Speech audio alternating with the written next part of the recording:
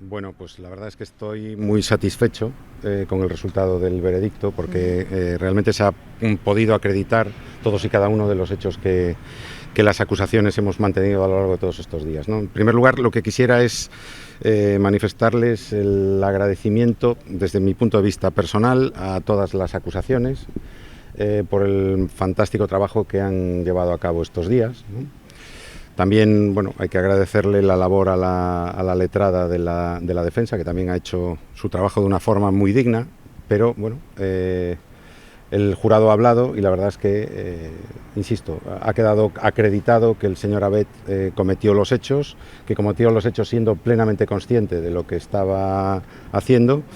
y bueno, y ahora lo que falta es esperar a que por parte de la sala, en este caso, se dicte la sentencia y se concreten ya las penas que se le vayan a imponer al acusado, ¿no?